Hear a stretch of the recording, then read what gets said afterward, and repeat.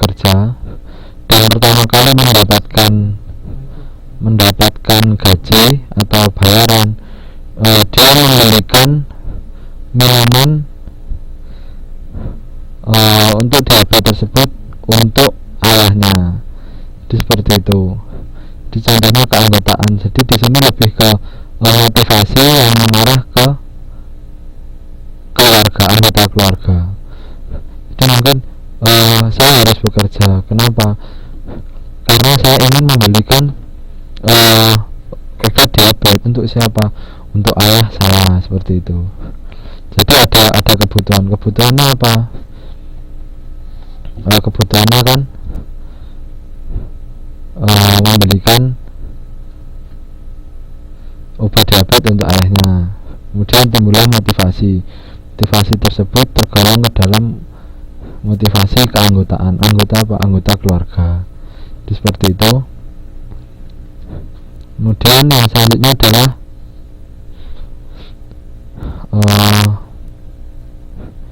identifikasi adalah motivasi yang digunakan untuk mengembangkan identitas baru dan berperan dalam pengembangan konsep diri.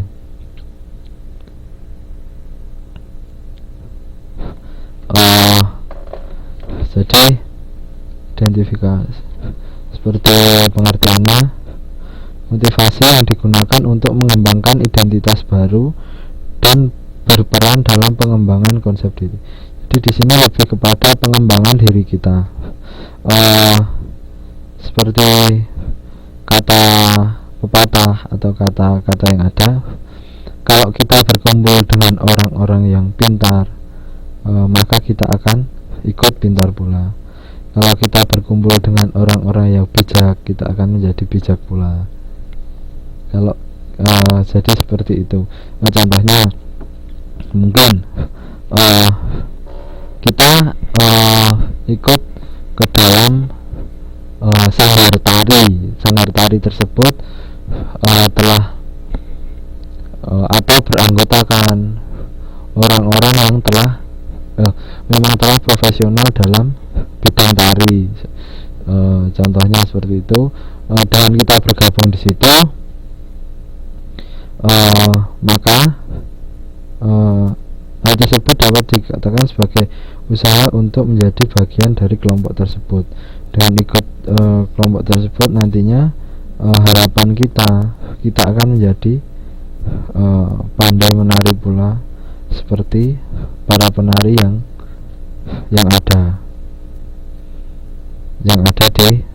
profesional yang ada di klub tari tersebut atau sanggar tari. Kemudian yang terakhir, pemodelan. Motivasi digunakan untuk meniru kepribadian orang yang diidolakan. Ya ini mungkin banyak dilakukan oleh para anak muda. Mungkin dia mengagumi artis atau selebriti ataupun apa yang dari rasa keagungan tersebut, maka dia mengikuti gaya dari artis tersebut. Contohnya mungkin dari cara berpakaian, contohnya lagi mungkin dari cara tatanan rambut dan sebagainya, sampai ke perilaku seperti itu. Sebelum saya lanjutkan, mungkin ada yang ingin ditanyakan.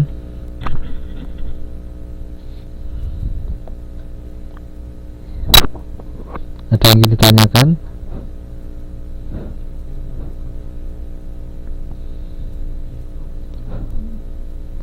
Mas Taufik, Mbak yang lain mungkin.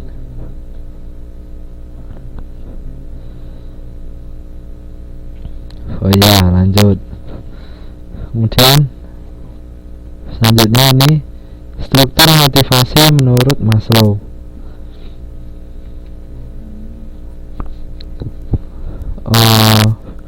Sini seperti bisa dilihat di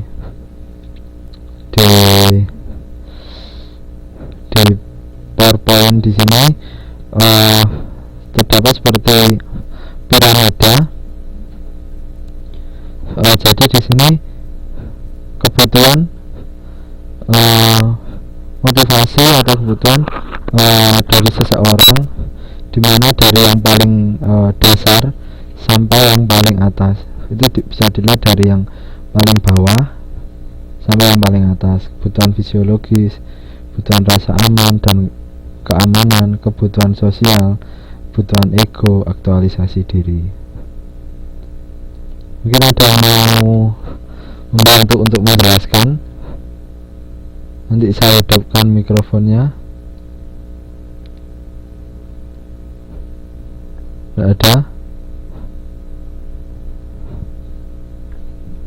Mas Taufik, Mbak Ari, Mbak Heni, Mbak Helen, Mbak Dewi, sama Mbak Rita. Mungkin ada yang mau membantu untuk menjelaskan?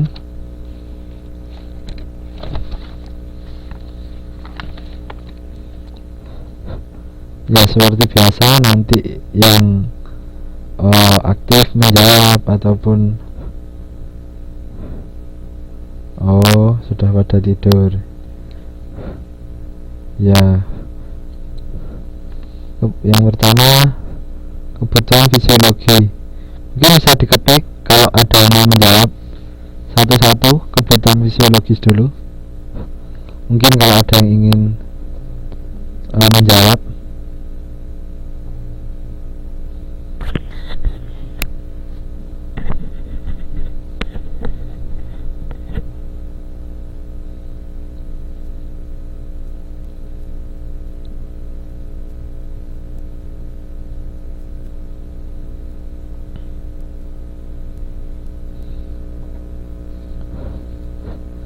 Ya, untuk Mbak Helen,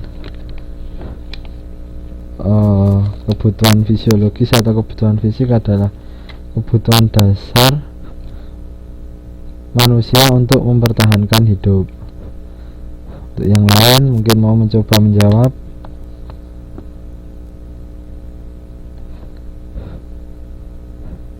Ya Mbak, contohnya makan, minum, rumah, pakaian, dan lain-lain. Ini semua merupakan kebutuhan dasar yang harus dipenuhi oleh setiap manusia. Mungkin selanjutnya kebutuhan rasa aman dan keamanan.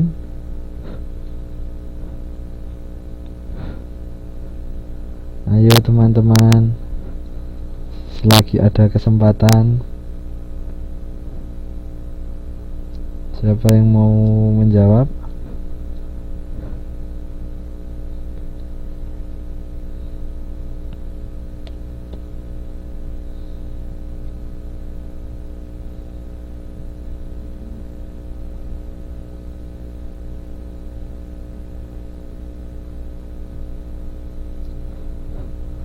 Mbak Helen mau jawab lagi?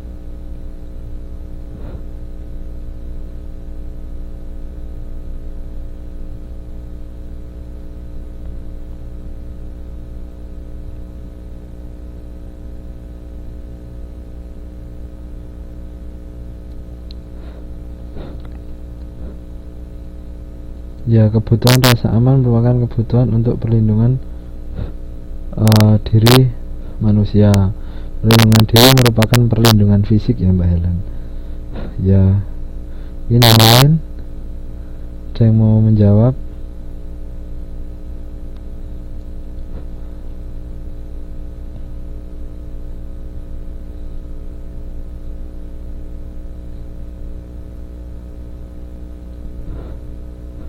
Ya, untuk Mbak Rita juga benar Mbak, contohnya.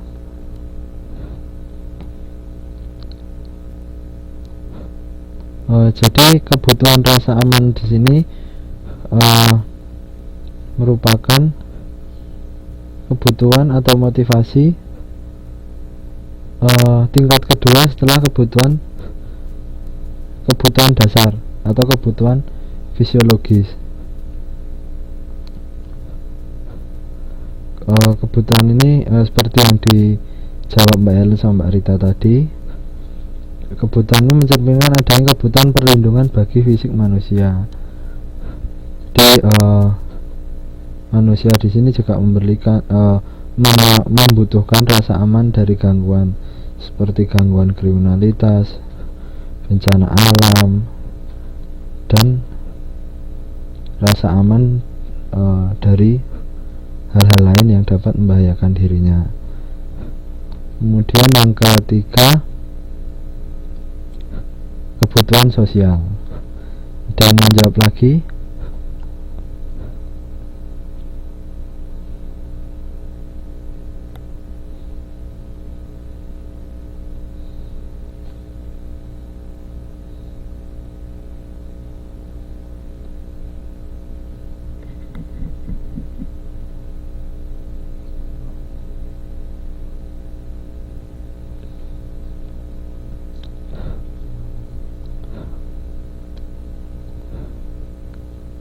Ya, masih saya tunggu, mungkin ada yang mau menjawab. Kebutuhan sosial.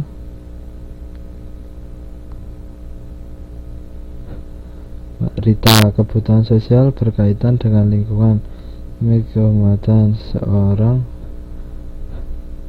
di hadapan orang lain. Ya, ini Mbak Ellen, kebutuhan sosial dan rasa kasih sayang ataupun rasa ingin diterima oleh orang. Ya, sini kebutuhan sosial ini sendiri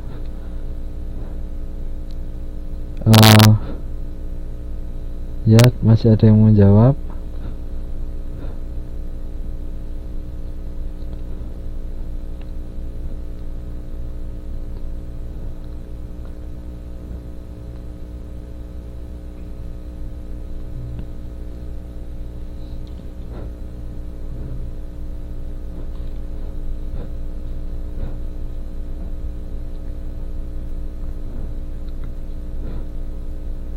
Jadi kebutuhan sosial di sini adalah tentunya kita tahu kita tidak dapat hidup sendiri karena kita memang makhluk sosial.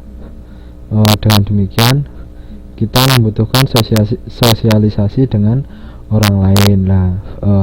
Ini yang disebut kebutuhan sosial, kebutuhan yang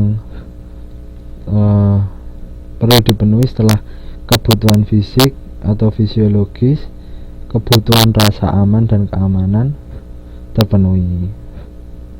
Ini Mbak Ari, kebutuhan sosial, kebutuhan rasa ingin dikasih sayangi oleh orang lain dan orang lain menerima dirinya di lingkungan tersebut, tergantungan oleh lingkungan. Ya, Mbak Ari, benar semua. Kemudian yang selanjutnya, kebutuhan ego.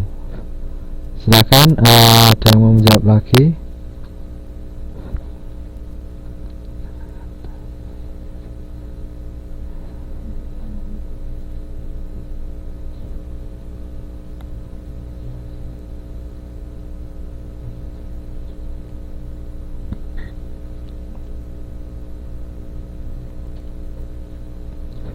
Kebutuhan Mbak Ellen, kebutuhan ego adalah kebutuhan untuk meninggikan harga diri seperti meraih prestasi atau mencapai meningkatkan rasa kebanggaan pribadi serta dihargai, dihormati oleh orang lain.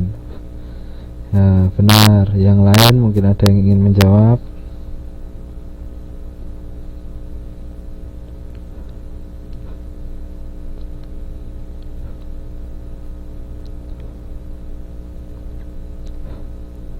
Ini Mbak Heni, Mbak Dewi, sama Mas Taufik. Silahkan, kok belum ada suaranya ya hari ini. Mungkin mau menjawab, saya tunggu dulu.